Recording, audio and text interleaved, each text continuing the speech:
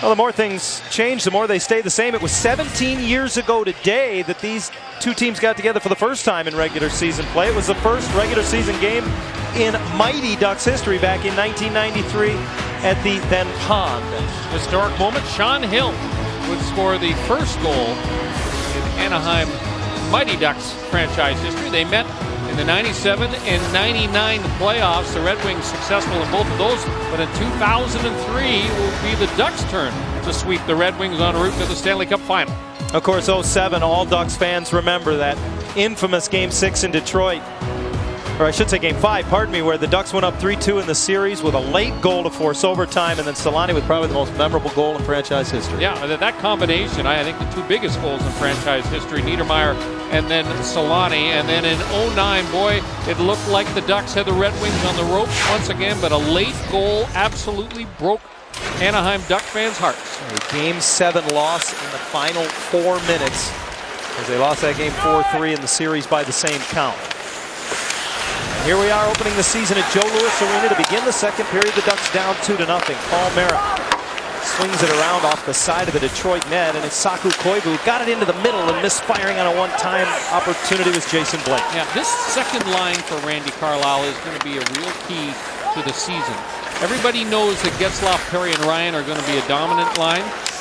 Teams will defend against them, get the matchups they want when the Ducks are playing on the road, and quite often that means that the offensive burden must be borne by the second liners when you are playing away from home. Solani having words with Stephen Walkham, one of the referees, because of the no call at one end, and Fowler careful and poised to get the puck out of harm's way at the other. You know, it's fun to watch Cam Fowler at age 18. He is just so calm, cool, and collected.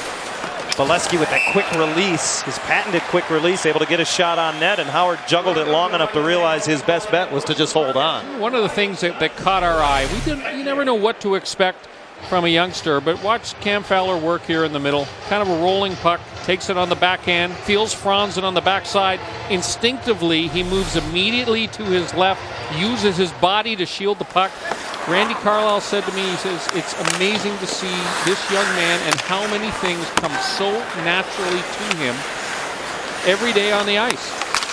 Talking to the media yesterday, you know, he was asked, you know, about the opportunity Fowler's getting, and he said, you know, I put the team on the ice that gives my team the best chance to win. He said he's been one of my best players. He's in that group, and that's the reason he's going to play. Very high praise coming from a former Norris Trophy winner himself. So Cam Fowler has been impressive. Perry working feverishly on the back of the Detroit goal, able to win the puck, and Getzlaf gets it back to him. Corey Perry takes a little peek at the referee and says, how come he's allowed to slash my stick?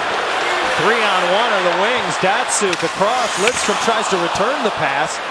Mickelson may have gotten a stick on that because that pass came across shoulder high.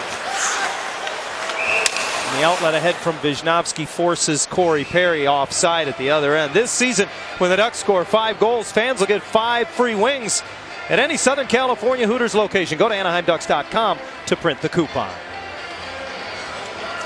I mentioned that Corey Perry was a little bit upset. Brad Stewart almost chopped the stick right out of his hands in the corner.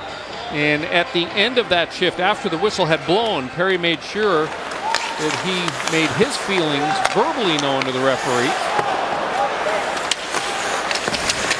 Soleil trying to get it up the boards and out, but couldn't get it past Dan Sexton. We're early in the second period in Detroit. The Red Wings 2 and the Ducks nothing as Perros battles the puck back up the wall.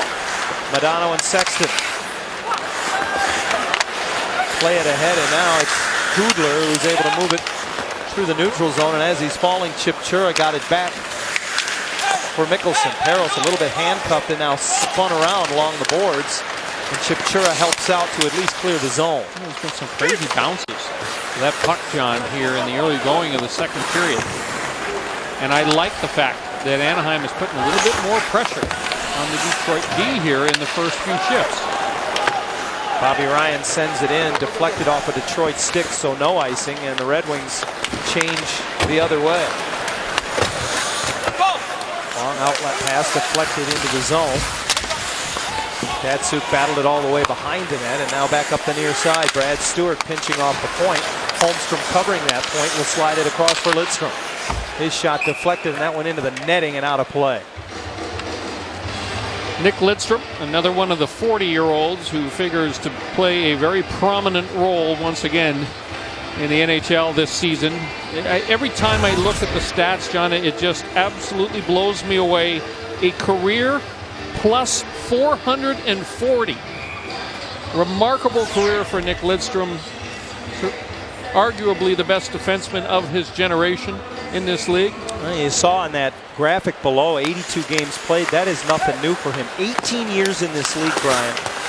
Nick Lidstrom has missed 32 games. I mean, the longevity is remarkable, impressive. Boy, nice deflection by Drew Miller and taken on the short hop by Hiller. But going back to Lidstrom, I mean, just his durability as well is equally as impressive. Well, he doesn't play an overly physical game, and yet, as I mentioned, voted by the players the top shutdown defenseman in the entire league last season.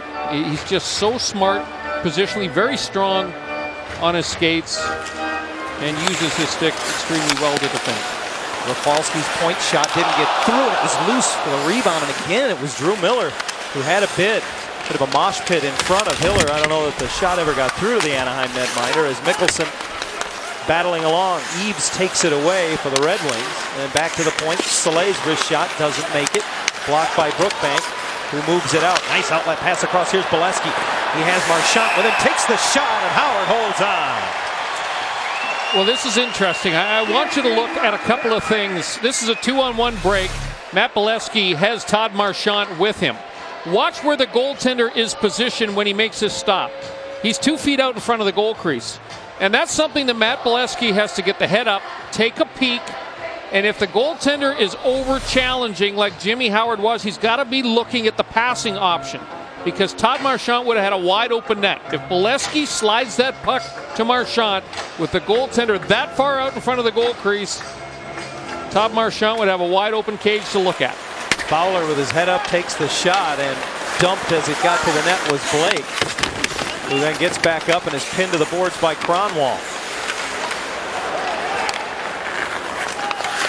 Stewart gives it back to Kronwall as the Ducks continue to forecheck in the Detroit zone. Long outlet thrown up the right side. Stewart, the defenseman, as it glance off his stick. Fowler goes up the middle. That's picked off. Filppula gave it back to Franzen, but Blake blocks his shot. And Koivu collects the loose puck.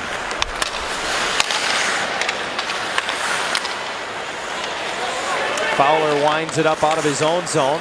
Makes a couple of moves on Franzen and nearly goes coast to coast all the way in behind the net to get to it. Tried to get it back in front, but that was blocked away. Now Fowler has to hustle to get back as Filppula leaves it for Bertuzzi on his backhand. Tried to center for Filppula, went off the side of the net. Rafalski will get to it. Slides it in front, deflected by Bertuzzi, and that may have hit Cam Fowler. One of the things Cam Fowler has to be careful of, John, is here in this second period. Got to be aware of the change. Long change. Yeah. Your net is a long way away from your bench. So Fowler's got caught a little bit on that last shift. Wisnowski got tangled up a little bit and inadvertently put the puck back in front of the net, and it ends up in the net now. Compliments of Pavel Datsuk.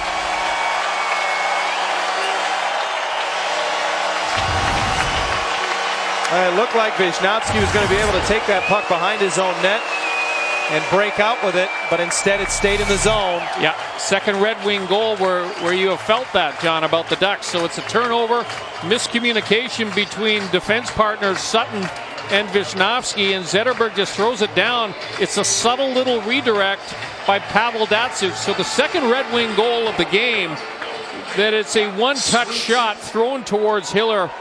And I think Jonas Hiller would like to have that one back. It just finds space between the legs. Not a lot of juice on that puck when it gets in behind Jonas Hiller. So now a 3-0 deficit for Anaheim as Getzlaf works through neutral ice. Got it over to Bobby Ryan. Ryan cuts in front and then had it poked off his stick as he got to the near side of the Detroit goal. Sutton steps up the wall to keep it in. Getzlaf flanked on both sides by Red Wing defenders. Back to Sutton. Rolling puck. He couldn't settle in his pass across. Wisnowski tries to tip it ahead as he had pressure from Zetterberg. Datsuk in front for Holmstrom, knocked off his stick, and on the back check, Bobby Ryan arriving late comes up with the puck and moves it ahead for Getzlaf. Getzlaf goes cross ice for Ryan. Stick handles his way right to the side of the net, and from in close, Howard on his knees to make the save. Well, Datsuk led the Red Wings in scoring a year ago. He has his first goal this year, 3-0 win. We mentioned that Teemu Selanne, 40 years of age. Well, one of the other 40-year-olds playing this season, Nick Lidstrom. Mike Modano also for the Red Wings, but it's worth a look at the resume of Nick Lidstrom, and that is impressive. 6 Norris trophies. He's won the Conn Smythe. He's the MVP of the playoffs. 3 Stanley Cups, an Olympic gold medal, a 9-time NHL All-Star. And you know, as we talked about, John, every time Ryan Getzlaf's on the ice, Mike Babcock taps Nick Lidstrom on the shoulder, and he opposes Getzlaf. Chipchura with a face-off win, and Mickelson puts it in behind the Detroit goal, where Chipchura is able to dig it off the back of the net. Out of the corner, he comes with it. Looking for Mickelson, but that broken up by Dan Cleary, who got his stick in the passing lane. He continues to pursue back into the Anaheim zone. Brookbank feeds it across, and Mickelson now finds Peros. Into the middle, Chipchura. Nice pass to Mickelson, and Howard got a piece of it. Right, Brendan Mickelson joining the rush nicely there, and perhaps one of the best chances of the game for the Ducks. Well, he's a good skater, and Brendan Mickelson, when he is comfortable, John, he will jump up into the play. Fowler gets it into the middle for Peros, his backhander off the stick of Kronwall to the corner. Marchand trying to track it there. Patrick Eaves knocks it loose, and Hoodler into the middle for Modano. He lifts it from the other side of the red line right on goal, and it was a bit of a change-up, and Hiller had to be careful. Well, the best opportunity for the Ducks of this game happened on this past shift. Brendan Mickelson joins the rush. The fourth line is out there for Randy Carlyle, and Kyle Chipchura spots Mickelson, and a real good stop by Jimmy Howard, who stays right with him, slides across, and gets the left leg close to Mickelson, and he could not hoist it up over top of the pad. Helm taking the draw for the Red Wings there, working behind the Anaheim net, but it's the Ducks who break out, and Bolesky has his shot go off the leg of Stewart. Pardon me, it was Rafalski. Ducks able to get possession back. Bodie chasing behind the net. Brookbank pinches off the right point. Darren Helm moves it away for Rafalski right before he gets decked, and now he finds Eaves. Eaves with a long shot that is deflected off of Sutton, sticking out of play. The Anaheim Ducks Foundation will be selling autographed commemorative series surprise puck sets featuring 4 limited edition Ducks pucks. The first sale is opening night. That's Wednesday, October 13th. 24 lucky winners will open an orange puck and receive an autographed jersey from that same player as well. Both of these teams have to play tomorrow night on the road. The Red Wings will be in Chicago. The Ducks will leave immediately following this one and go to Nashville, where they play the Predators in what will be their opener tomorrow. Red Wings continuing to keep the puck in the Anaheim zone as Mara and Franzen have a conversation post-whistle. Bertuzzi joins the fray. Well, I also have to imagine that the Red Wings have talked a little bit about maybe pulling a veteran Anaheim defender or 2 off the ice if they can, John. Detroit is not known as a team that participates willingly in a lot of scrums after the whistle, but I gotta believe, knowing that Tony Ludman is not currently in the Anaheim lineup, that is a tactic that the Ducks defense are going to have to be really disciplined about. The likes of Paul Mara certainly can't afford to have him leave the ice surface any length of time. A nice outlet pass to start the rush for the Ducks by Fowler, who put it right on the tape for Selanne, who now comes away with it from behind the Detroit goal. Fowler slides it across. Mara's shot, looking for a redirect from Koivu, ends up in the corner where Filppula moves it out of harm's way for the Red Wings. And now it's Valtteri Filppula into the Anaheim zone. His shot blocked by Fowler, who takes it away in one motion. Good play by the youngster. Good use of the stick.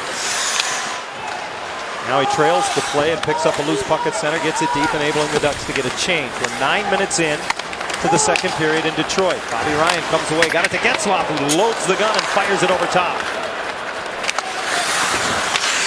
Bertuzzi trips up Bobby Ryan inadvertently. He hears a few Bronx cheers. The Detroit faithful thinking he may have embellished it, but Ryan up on his feet has it once more in the Detroit zone and hoists a wrister that whistles wide. Stewart plays it off the boards and quickly out of the Detroit zone. Time for Sutton as he comes back to play. In general terms, John, the Ducks are playing a much better second period here.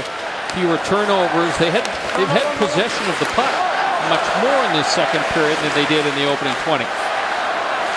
Zetterberg plays it to center. Holmstrom takes it off his shin guard. Across for Stewart, who one-times it in. Nearing the halfway mark of the hockey game. 3-0 Detroit on top. Rafalski pressured at center ice by Troy Bodie, and the puck glances all the way back.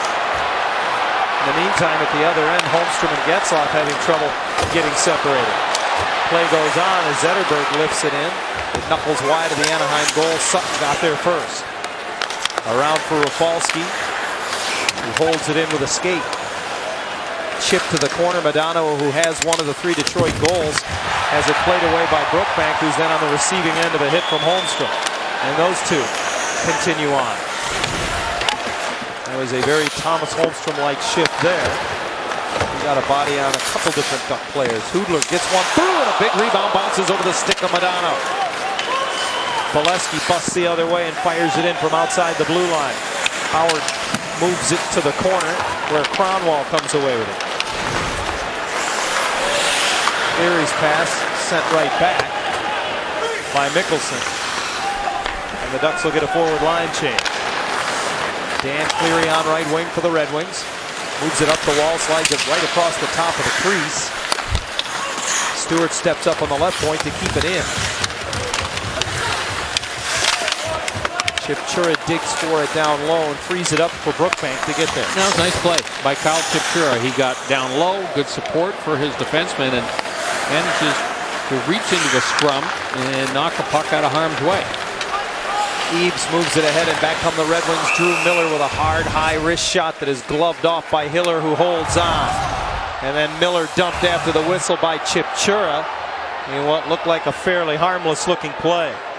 8:33 to go in the second period in Detroit.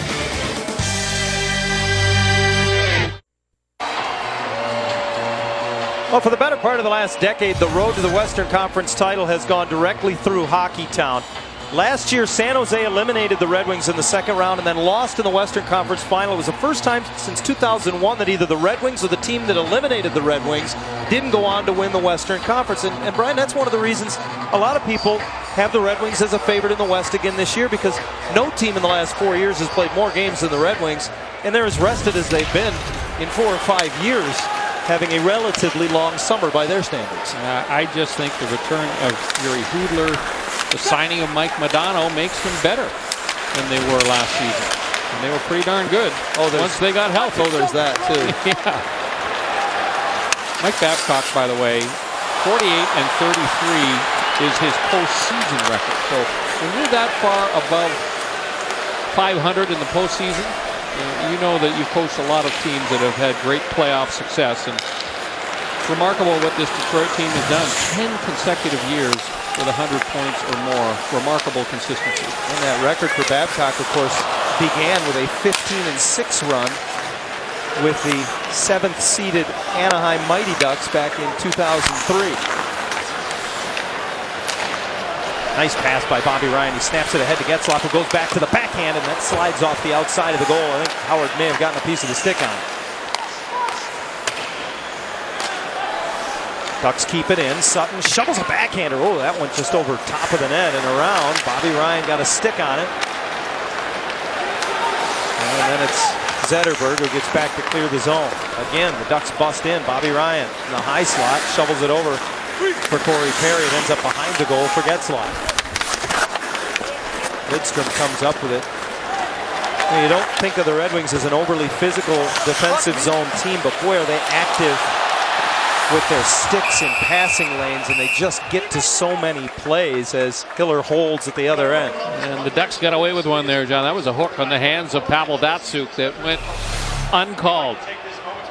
Here's Datsuk, and he gets inside of Wisniewski. Watch right there, boy, little tug on the hands just before he releases the shot. And I think Lubo Wisniewski was very relieved to not see the right arm upraised. And now on their way back to the bench, teams having trouble getting separated, and Brookbank and Zetterberg are in there.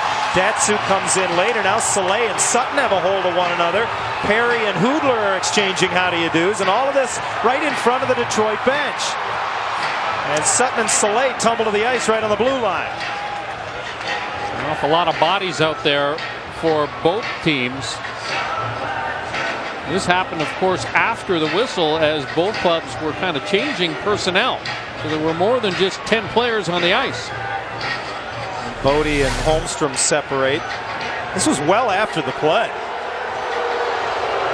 An awful lot of white jerseys on the ice there, and I'm sure that Randy Carlyle was yelling from the bench to get some people off. You can see Mickelson making sure that he goes directly to the bench and stays out of the fray.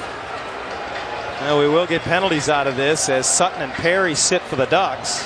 I believe by design that the Ducks have tried to get this game a little bit chippier.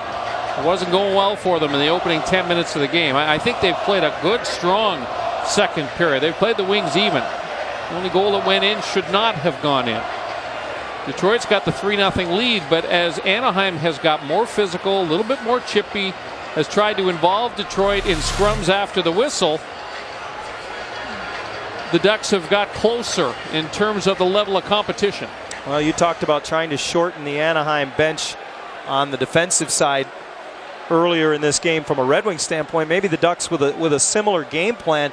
We've gotten a note here in the second period that defenseman Jonathan Eriksson has left the game with back spasms for the Red Wings and will not return. So they're already down to 5 on Mike Babcock's bench where the blue line is concerned. And Ruslan Soleil sitting now, so they're down to 4. And that also becomes part of the strategy for Randy Carlyle. Older team, down to 5 defensemen. You want to be as physical as you possibly can against a very talented Red Wing blue line. And Soleil was joined there in the penalty box by Thomas Holmstrom. Last year the Red Wings averaged under 9 minutes a game in penalties. You know, you were talking about the physicality on their blue line. Soleil's going to add to that for Mike Babcock. Here's an interesting note on the Red Wings defense last season. Nick Lidstrom and Brian Rafalski combined were plus 45. All the other defensemen for Mike Babcock were a minus 41. I would suggest they just dragged the wrong guy off the ice. Grab Lidstrom or Rafalski and see if you can put them in the box for a little while. Not easy to do. I mean, it's not. Lidstrom as a defenseman has been a Lady Byng finalist before in his career. I mean, he just doesn't take penalties. And he's also smart enough to not be goaded into taking penalties and to have himself taken off of the ice. Now Holmstrom and Perry have gone to their respective locker rooms, so they may have picked up misconducts here. We have 6:56 to go. Up on the board is 2 minutes for Dan Sexton on the Anaheim side and Ruslan Soleil on the Detroit side as we're getting the announcement on the penalties as play resumes. Yeah, it is a 10-minute misconduct for Corey Perry. That hurts the Ducks.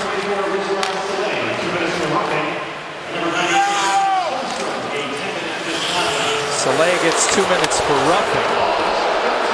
And Holmstrom also got a misconduct. Well, 4-on-4 hockey here, so plenty of open ice.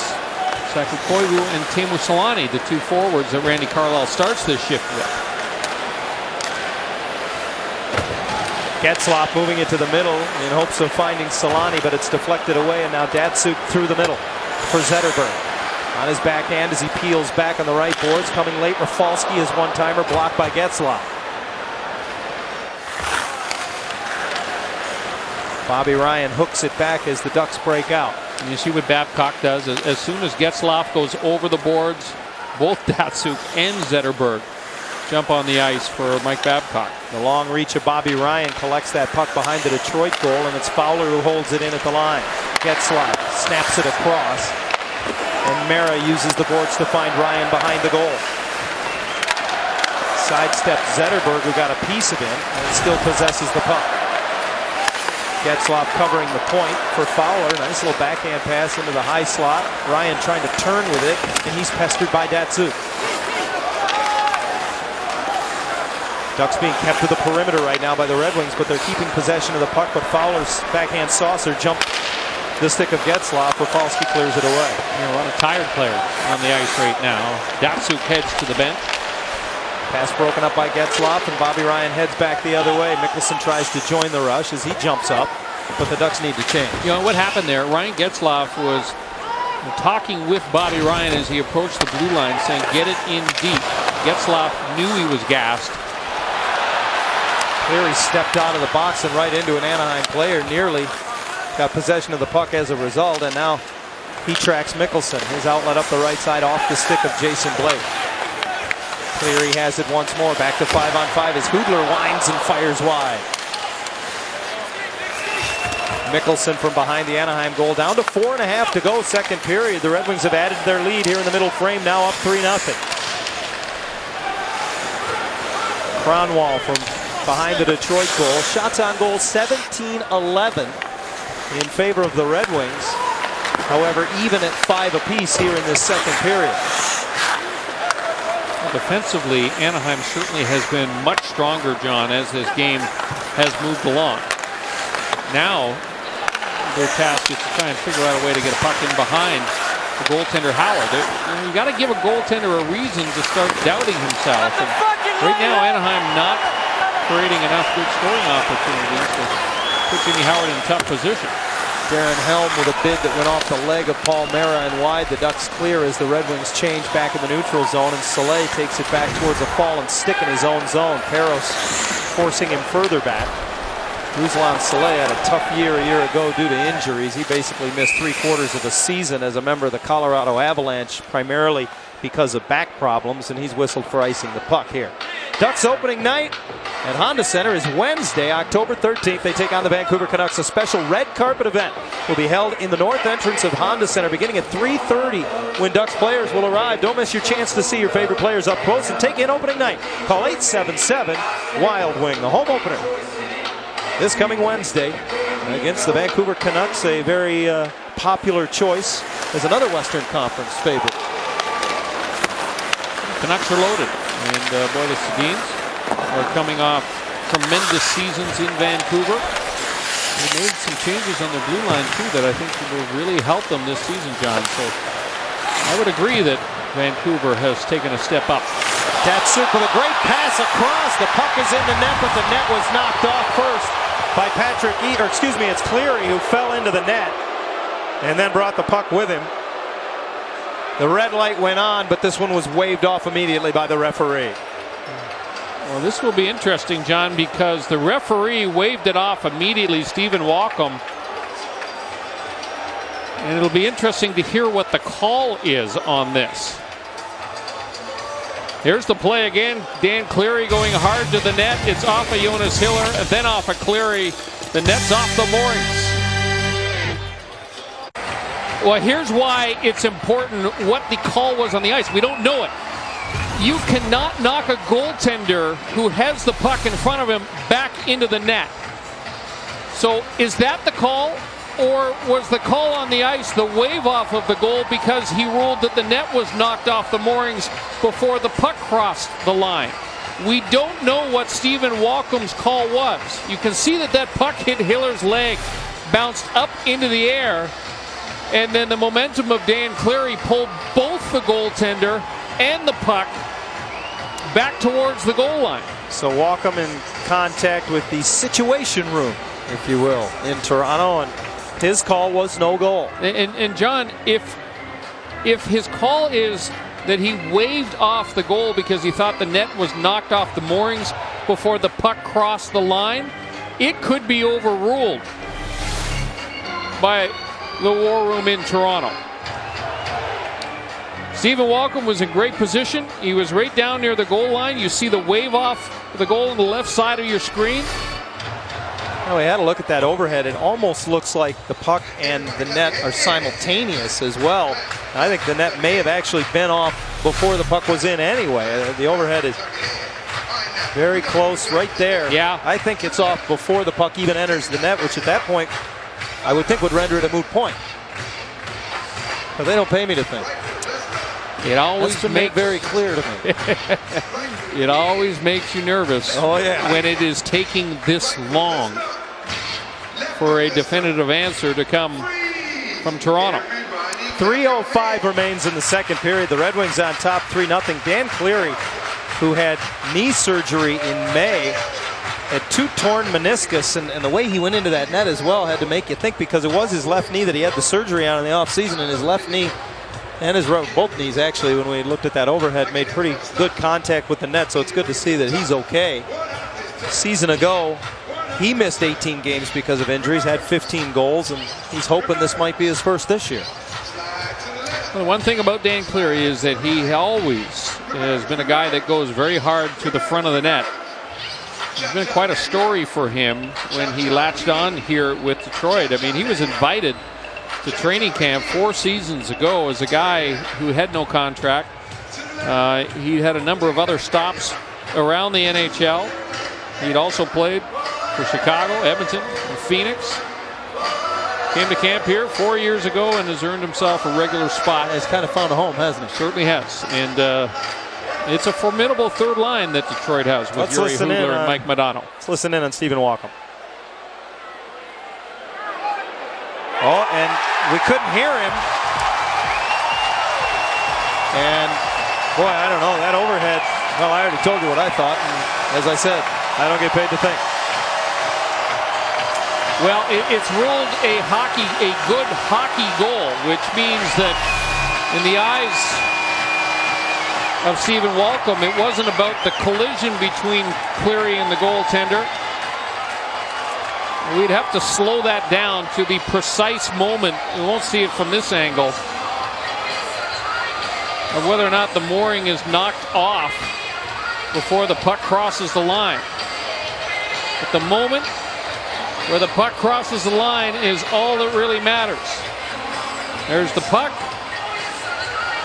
The net is starting to move back. Boy, I don't think that's crossed the line by the time the net moves. And you know, were this the NFL, I think Randy Carlyle would throw a red flag.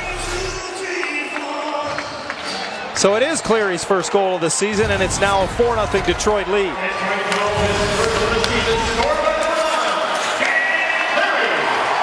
Filppula at the line for Bertuzzi, who just keeps it out of the Detroit zone, and now the Ducks will hinge it back as they get onside and regroup in neutral ice. Koivu gets a deflection on it, and Jimmy Howard was waiting for it, but it ends up on Solani's stick, and he tries to stuff it in on the near side. Howard swims out to cover up. Good play by Solani. Quick move to drag that puck to the front of the net. And he's just really trying to jam it into the goaltender in the hopes that a rebound might find one of his teammates. Watch this play. Mistake made here. Todd Bertuzzi goes back, and he gives it right to Teemu Solani. Boy, Howard does a nice job of getting the paddle of the goal stick down. Johnny gets a little bit fortunate as that puck stays close to his body. I thought it was interesting the comments you said Mike Babcock made about Jimmy Howard and how he may not have actually been here had they had a third goalie last year when they went overseas. I mean, he went on to start 25 consecutive games for Babcock in these Red Wings a season ago. No one had done that in Detroit's goal. Oh, here's a turnover for Bobby Ryan, and Howard makes the save. What an opportunity for Bobby Ryan. He was trying to get this puck up and over top of the glove of the goaltender Howard. Ruslan Saleh puts it right into the stick of Bobby Ryan. He's thinking top shelf. The glove is there. Jimmy Howard squeezing the elbow against the left hip. And the puck stays out. Was the puck underneath Howard, or did he have it up? Bobby Ryan thought the puck was underneath, and he's saying, hey, can they take a look at this one? But, you know, the interesting thing about this, it looked to me like the puck bounced forward off of Jimmy Howard. And what Bobby Ryan's saying is, how come you don't look at that one? I'm not sure that's exactly what he's saying, but... Well, I may have paraphrased just a little bit, but... Literary license. They're looking for it in front. In comes Ruslan Saleh. Oh, I think it was underneath him. You saw the Detroit player come in and dig it out from underneath his goaltender, and then it squirted out in front. That's a valid argument. Yeah. Why don't they look at it? They didn't. And it remains 4-0. So Howard living right. I started to say he started those 25 straight games. No one had done that here in Detroit in 17 years. John, if the off-ice officials notice anything that is close, it is their responsibility to sound the horn at the timekeeper's bench and notify the officials on the ice that a play warrants a video review. And that did not happen.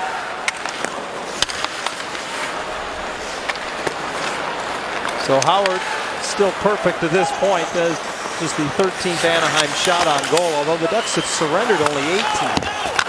And that is a good sign for Randy Carlyle. His team gave up 40 shots or more in 5 of their 7 exhibition games, and that's why there's been so much emphasis on defensive zone coverage in these last few days of practice. Here's another giveaway, and this one over top of the goal. Again, it was Bobby Ryan on the doorstep. Boy, Bobby Ryan has had a couple of glorious scoring opportunities here in the last couple of shifts.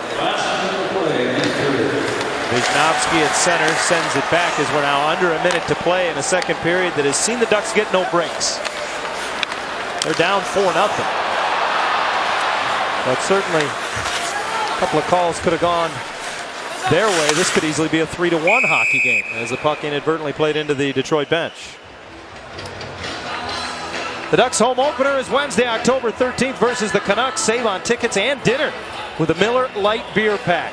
2 tickets, 2 hot dogs, and Miller Lights or sodas for just $47. Call 877-WILD-WING or visit AnaheimDucks.com/tickets. John, we got official word from the Situation Room in Toronto, and the official ruling is that it was ruled a good goal because the net was determined to not be completely off of the mooring.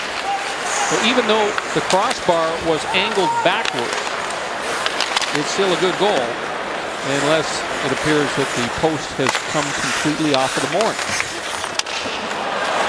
Just 15 seconds now remaining in this, the second period at Joe Louis Arena. The Red Wings with a pair in the first and a pair here in the second on top 4-0. Palmera steams in on left wing. Kick saved by Howard and a big rebound between the circles, covered up. Franzen looks up and sees 3 seconds, so he takes a shot from center ice that Hiller will hold. Well, you know, strangely, I thought the second period was a much better period for the Ducks than the opening 20 minutes was, where I felt that Detroit had a huge edge in play. The end result is the same. It's a couple of goals for the Red Wings, and they have a commanding 4-0 lead now, and it's going to be tough sledding for the Ducks to claw their way back into this one. They're getting very few quality chances against Jimmy Howard. Down 4-0 after 2. Stay with us. Coming up in the second intermission, we'll take a closer look at the Ducks schedule, specifically here in October. Back after this.